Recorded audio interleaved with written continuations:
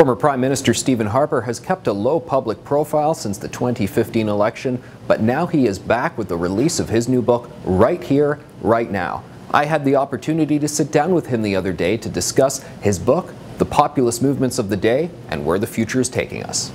So you describe yourself as a populist government in the book, the Stephen Harper conservative era. Of course, this was an era before the term became in vogue, only in the past few years. So how do you think of that term in relation to your own governance? Well, I would say the term's only come back in vogue again. The term populism goes way back to the 1890s and has come and gone. The modern Conservative Party of Canada, as you know, is a combination of the original, in a sense, the original Reform Party that was a self-described populist party in very much the long-standing Western Canadian populist conservative tradition that goes way back.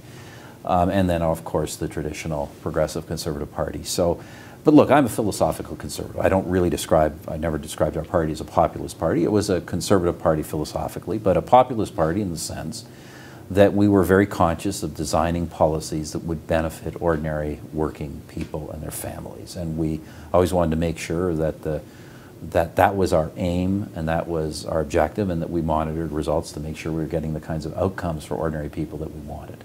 I often hear the phrase populism employed with a bit of a sneer, as if there's a bit of a negative taint to it. Is it inherently not so good of a thing to be populist?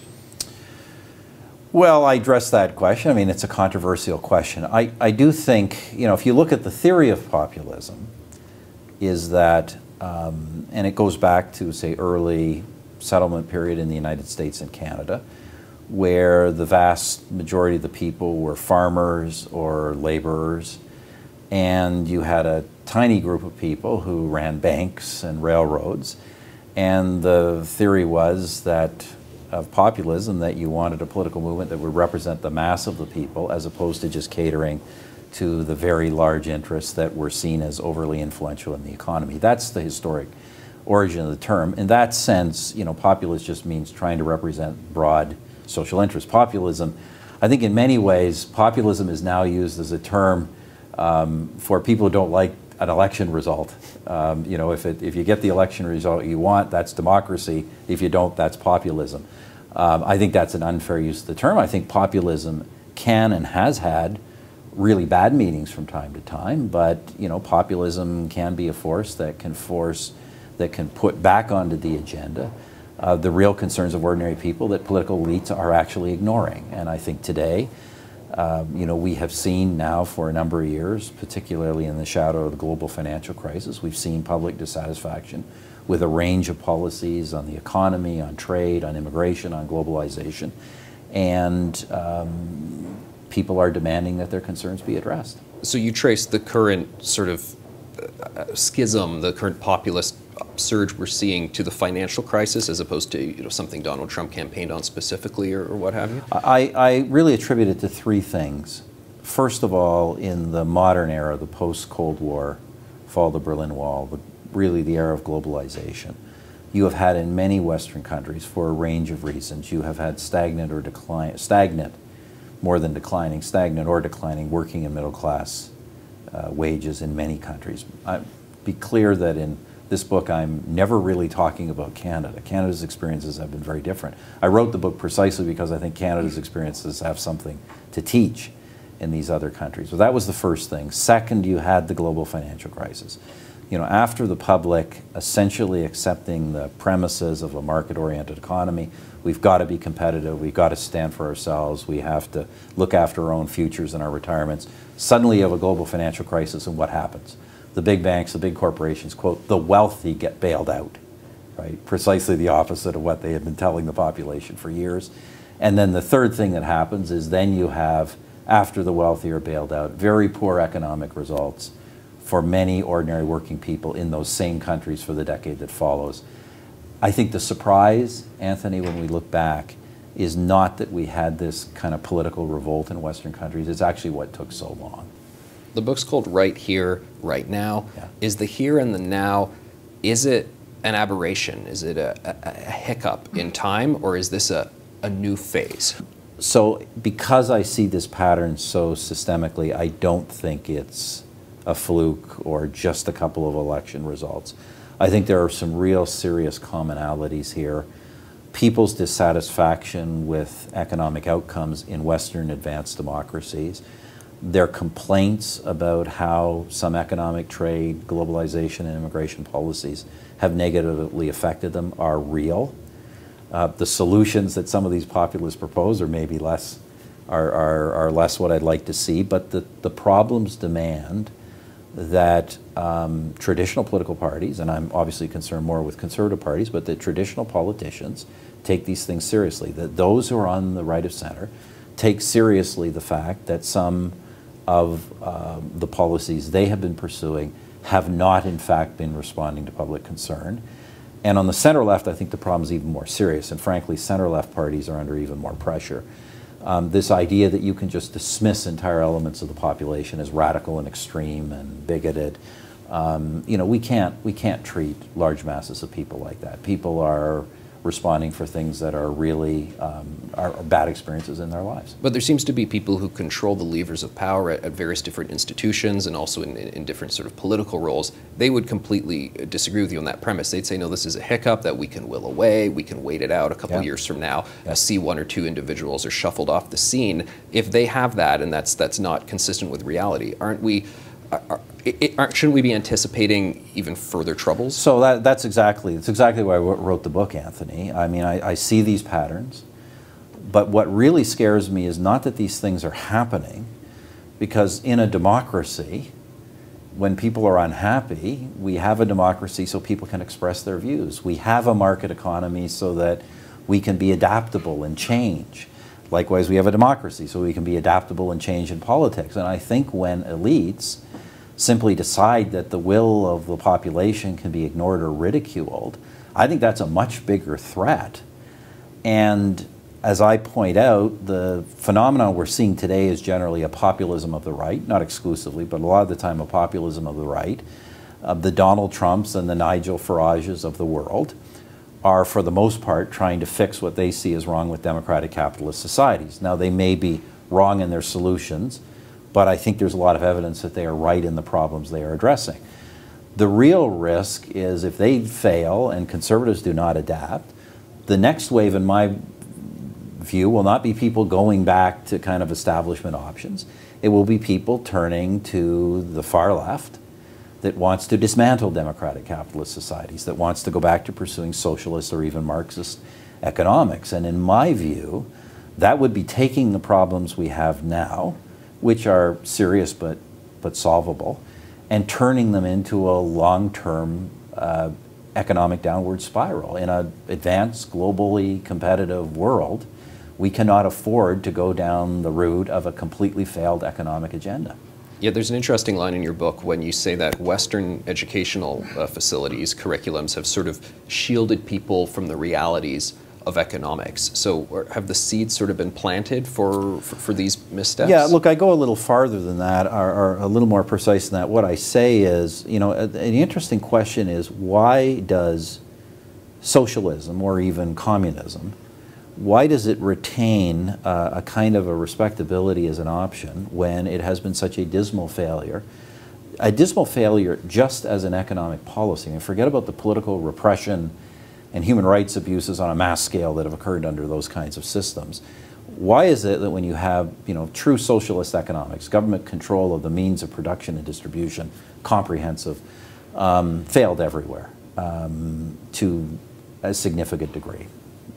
We can debate the range of failure, but there's no overwhelming model, which is why even today the Communist Party of China has stayed in power by abandoning that kind of an economic system.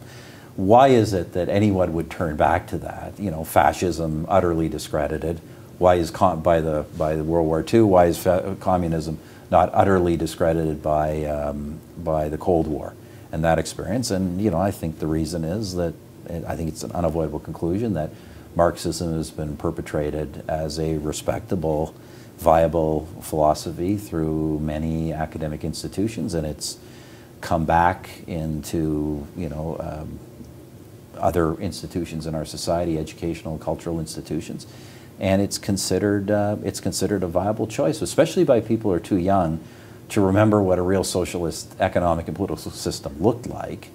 you know, it can be painted as something completely different than it actually was. So that does concern me. And you see in Britain, we have a Marxist running the Labour Party, the traditional, you know, center-left party, traditional party of alternating in government in Britain, is now controlled by a Marxist who is a Marxist and an anti-Semite and a supporter of terrorism, who is purging reasonable people out of the ranks of his party. You know, if you think that what's happening with Donald Trump or some of these others, if you think that's extreme and novel, you have to look at Britain, and that is the real danger. Right? You know, British government pursuing Brexit, and the challenges of Britain goes down that kind of an economic route, it will be the end of it as an economic power. Where does Canada sit in that paradigm? Are we going too far down the Marxist garden path? So look, as I say, this book is not about Canada.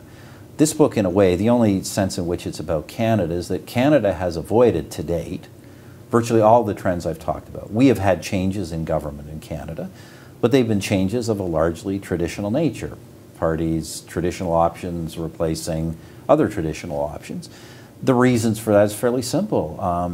In the 10 years I was in office, we actually had modest but ongoing working and middle class income growth. We did not have the big bailouts of the banks that we experienced in other countries, so we haven't had that kind of economic dynamic. We're not immune. If we get bad policies that produce a bad economic results, we'll end up with the same type of politics. But you know, I'm confident. I don't kind of wade into day-to-day politics, but I'm on the financial board of the Conservative Party. I'm very supportive of Mr. Scheer, and to the extent this current government is off track, I think our Conservative Party offers an opportunity to get the focus back on real working people and away from just the interests of elites. In the long term, in the decades to come, Donald Trump is trying to do more of a trade war with China, readjust the imbalances there. How do you see Canada fitting into the global trade, foreign relations? I vigorously pursued trade agreements. When I came to office, Canada had trade agreements with only 5 countries in the entire world, in spite of the fact we're one of the most open trading economies. When I left office, we had concluded negotiations with 51 countries, and the current government has now implemented all of those agreements. So, you know, we had a successful record on trade, and what's interesting about our record on both trade and immigration, I tell people what's interesting is an era where there's increasing populist protest on both the left and right against trade and immigration.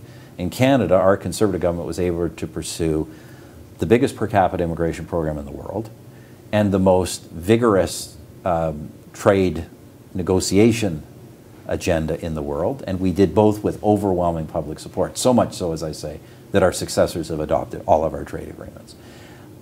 So it isn't that trade and immigration can't be sold, but you have to take the time to make sure people are benefiting. We did that. I feel very good about the agreements we signed. And we should look to sign more. We did not pursue an agreement with China. Canada has a massive imbalance with China on both the trade and investment side, a massive market access imbalance that's behind that. And I did not feel we were in a position, and I certainly don't feel the present government is in a position, to negotiate a good trade agreement with China. What I would say is this new U.S.-Mexico-Canada trade agreement that we have just concluded actually gives us an opportunity. The American administration put in that agreement several things that provide incentives for the governments of Canada and Mexico to work with the government of the United States in opening up the Chinese market. And the only way we're going to get that market open is if we do work with the United States. So we can't do it on our own. If we do work with the United States to rectify this imbalance. China is a great opportunity. Everybody in business says that. But if we're actually going to benefit from it, it has to be two-way trade, and we have to get a more open market where we can sell a range of our products. And at the IDU, when you're speaking to the various different conservative parties around the world, what is their biggest anxiety right now about moving forward to sort of the next step? That's a good question, the way you put it. Obviously, these parties are feeling, to more or less degree, pressure from the rise of the populist right. As I say, not as much pressure on the center left. You see in countries like France, Germany, Italy, you see literally the traditional left of center party coming apart. You know, some people staying in the party, some going to far left options, some going to the populist right. You see them scattering in all directions. Case of the Labour Party, as I mentioned, UK, you see it taken over by extremists. On the center right, it's more conventional pressure, losing votes to the populist right. So I think the thing that all parties wrestle with is how do they adapt their policies while maintaining their principles, while making sure they continue to attract conservative voters who might be attracted to these new parties without themselves falling into the traps of extremism or protectionism or some of the bad sides of populism. So I think that's what they're all wrestling with, and some are having more success than others. Look, I just say, this is part of the reason I wrote the book, is advice to people in that position today. And what I essentially say is don't get away from the fundamental view that done properly, markets, trade, immigration, globalization are all good things, but you have to make sure you're doing them in ways that appeal to working people and their families, and that you can demonstrate real benefits to working people and their families. So don't compromise your fundamental principles. Don't just go out trying to chase votes, but go out and enact these policies in ways that are going to be good for people, and you can show them they're good for people. What if people call you mean and nasty and all these words for doing that? I think there's a lot of anxiety among some conservatives about them being true to their principles and how people want to frame them and respond to them for that. Unfortunately, part of the dysfunction we have in our system today is, it seems to me often on virtually the entire political left, all the way from even the most moderate left to the extreme left, that anybody on the right, you just condemn them and call them names. As you know, my view, I just ignored that. I think that the left does itself more damage. I think we're wrong to care about that. We're wrong to listen to the kind of media that perpetrate those stereotypes. And we just go ahead and make sure that we're communicating directly with ordinary working people and serving their interests. But you've got to just ignore that politics, and a lot of it is coming from, frankly, powerful liberal elites. That politics is very corrosive, in my judgment, much more corrosive than anything Donald Trump's doing. Speaking about the global picture, so we have some countries that seem to be sliding in more theocratic directions, more authoritarian directions, socialist directions. Right. Is the future friendly for liberal democracy? Well, I don't like the term liberal democracy. I know that it has a political science meaning. Unfortunately, liberal democracy is being interpreted by some liberals meaning that you have to elect liberals or you're not a democracy. The way I put it is Western democracy, really a democratic capitalist society, which is really the meaning of liberal democracy. I think that democratic capitalist societies have shown far more ability to adapt to change or to crisis than any other kind of society in history. And so I think that notwithstanding all of the turmoil, that we have an ability to respond again. And the fact is, with all of the challenges we face, we remain wealthy and dynamic societies. And we have ways, more than other countries, of actually dealing with the effects of disruption, actually dealing with negative impacts on people. All we really need to do is make sure that our political system remains democratic and responsive. And so that's why I wrote the book, to say, people are unhappy, figure out why, and if it's a large number of people, we're good conservatives and we're good market people. If the people are saying this, the people are always right. Adapt accordingly. Use your expertise to provide good policy that people will follow. And I'm confident that that can be done. And I'm much more confident that societies like ours will adapt to crises than authoritarian models. I know that there's a rise of those models, and that people look at China and they say, well, look at the tremendous economic growth China's creating without extending rights and democracy to people. I've got to tell you, long term, I'm a skeptic. I don't think that will necessarily work out as well as people think. You've written the book, Right Here, Right Now. You're chairman of the IDU. You're doing a lot of traveling, a lot of consulting. What's next? You're still a young man, a relatively young man. Well, I guess I'm relatively young for a former, for somebody who ran a kind of G7 country for 10 years. I'm relatively young, but I'm going to be 60 next year, so I'm not as young as I like to think I am. But look, I've got lots of years in me. I'm running a successful business. I'm enjoying it. I really want on the political side, I tell people I have no ambition to return. I had a great political career, frankly, much longer and more successful than I ever thought it would be. I didn't plan to be a politician when I was really young. And now I'm in a position, I think, to kind of just share knowledge and experience and help others who are struggling with a new set of problems. I'm amazed, I have to say this, I'm amazed at how different the political landscape looks in 2018 than it did when I left office in 2015. In what way? Virtually all of these big political surprises and new political movements have all occurred or all got their big success from 2016 on. It's literally like the world just started to change in 2016. As I say, I think if you look back, you can see all the signs.